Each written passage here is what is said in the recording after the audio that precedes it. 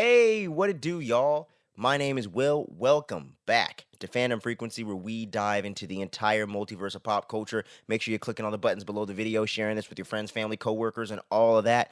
But with no further ado, let's get right into it. You can see from my Star Wars shirt, rest in peace to Grief Karga, aka Carl Weathers. But we're talking about Andor Season 2 finale, episodes 10 through 12. And once again, let me tell you what, y'all. As a lifelong Star Wars fan, I have been literally going to the theaters and watching all Star Wars type of content since 1999 with The Phantom Menace. I've watched every Star Wars film. I've watched almost every single Star Wars animated and live action series, and I can say with authority, this is the best project Star Wars has created since the original trilogy, bar none, other than maybe Rogue One being in contention for that as well. This show is incredible. And these 3 episodes display exactly why. Now, for those of you that are maybe catching up late in this review series I've been doing for this particular show, I wasn't necessarily wowed by the first half of the season, the first 6 episodes. I liked them.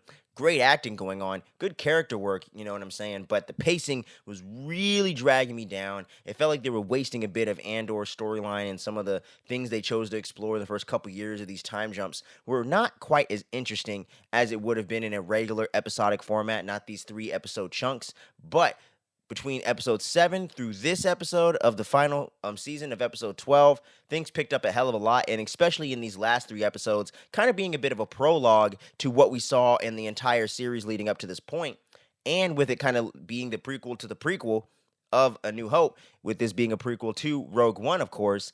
It really did a great job at setting the character of Cassian Andor, especially, and even K2SO up as the dynamic duo we kind of knew them to be in Rogue One, and really setting up where the character is at this point in his life, and how he knows that the rebellion is what he was meant to do. He knows that he has to do these terrible things in order to get the greater good going.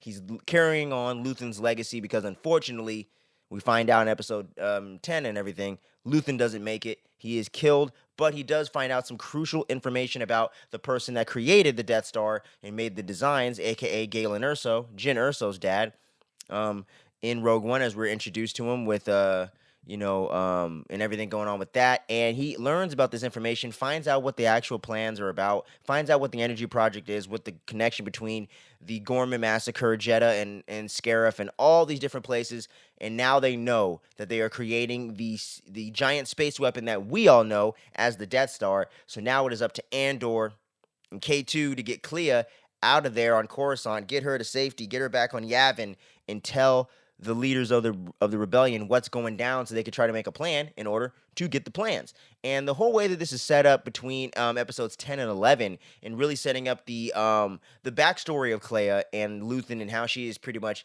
his adopted daughter, and their connection, and how they came to be as a duo, and what kind of drove them to be inspired into getting into the rebellion in the first place, and risking their lives on a daily basis in order to get this movement going, and ultimately setting up Clea to be one of the main factors and things that really inspired Andor into getting into this thing to begin with, and Andor kind of inspiring her to go with him to Yavin in order to tell them about this discovery. But the tension and the suspense you feel in the first couple episodes of this arc, where they go to Coruscant, Cassian Andor and his buddy go to the Coruscant in order to save Clea, and they end up running into ISB, which is kind of like a lower form of the stormtroopers, so to speak, or maybe actually a higher form, because they actually can shoot things and hit things properly.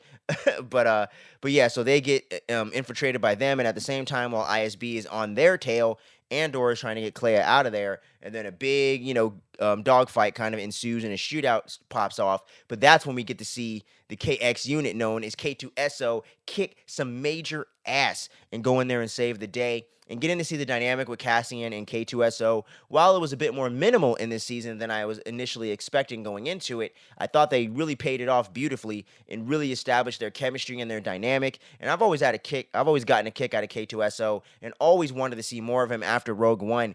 And now we finally got to do that and got to flesh out their backstory and how they met and everything, with that terrifying way that they met him in episodes 8, at the Gorman Massacre and getting to reprogram him and seeing, how fun and silly he can be at times, but also how pragmatic and badass he can be also. So just getting to see that dynamic with him and Cassian was really awesome, and getting to see him just wreck shop with these ISB guys was really, really cool.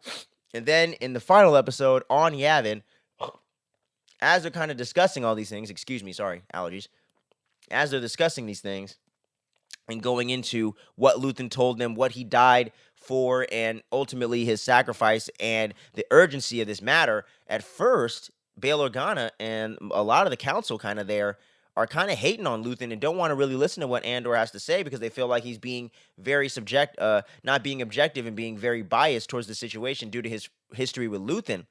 But they're not realizing that Luthen was down for the cause just as much as any of them, maybe even more so.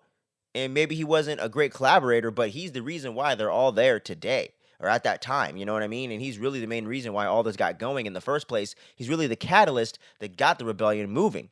So Andor stresses this point, and after Mon Mothma hears him out and kind of has a discussion with Bail Organa, woman and man or whatever, and kind of getting him to really see this through and allowing Andor to go on this mission that we all know is, of course, the mission that he goes on in Rogue One, and really setting these things up and kind of being a very unorthodox type of finale because it doesn't have this big slam bang thing going on. It almost doesn't even feel like a finale, so to speak, because Rogue One is essentially the finale of this series, as I was saying. So with everything really teeing up the actual kind of penultimate episode of this being the finale of the show, with Rogue One really serving as the series finale to Andor and everything like that, and with the very last scene where we do get to catch up with Bix, and we see her in this cornfield on some distant planet. And it's so heartbreaking, man, because we finally find out that he has a child. They had a child together. And Andor never got to meet him or her. He never got to raise his child. He never even knew. And he sacrificed his life for the greater good of the galaxy and really set things up for Luke, Leia, and Han and everything that goes on with the space adventure, with the space opera that is what we know is Star Wars. And to me, I think that's really beautiful, really tragic, and really set the stage for things in such an emotional way. And I'm telling you, man, Lucasfilm, pay attention, take notes, please. More adult, mature, well-written Star Wars. And at the very least, more well-written, layered Star Wars is what we need as fans and what this franchise needs. And I think this show is one of the greatest examples of when Star Wars is done right. This is the heights it can reach. This is the level that we can get to. And just warms my heart, man, just knowing that Star Wars does have, more layers to it and can be some of the illest stuff out there for us to enjoy. So make sure you drop down below in the comment section, y'all. You've been silent lately. Let me know what you thought about this finale of Andor, whether you loved it, hated it, fell somewhere in between. Is this not your Star Wars? Do you want more like this? Get into the comments and let me know what you guys thought about this entire second season and what you thought about Andor as a season or as a show in general, and what you thought about these last 3 episodes being the ultimate finale of the series. And do you wish we would have got more seasons? I personally think that this was perfect and a great way to do it while people not aging up too much out of their roles and whatnot and keeping things a little more practical in that way. But y'all let me know what you thought about it down below. I'm going to have my Last of Us Season 2 episodes 4 and 5 review up this week as well. We're kind of doing a couple episodes at a time until we get to the ultimate finale itself, so I may do episode 6 by itself, so stay tuned for that. I got a fun retro review that I'm going to try to get out by this weekend to coincide with the current release, and I got another fun movie reaction in the can right now that I'm editing, so look out for that next week. And we got a lot of other fun retro content we're going to be working on as well as a lot of these new releases like Final Destination Bloodlines. Might even get to go see that new Mission Impossible. And then we got Ballerina coming out in June. And then the big old Superman trailer dropped yesterday. We got a trailer reaction up for that and Ironheart. Those are going to be dropping in June and July, respectively, the shows and movies themselves. So we're going to have a lot of fun content to get into for the summer. So make sure you stay tuned, you don't sleep, and I'll catch you on the next video. But until then, much love, everybody. Peace.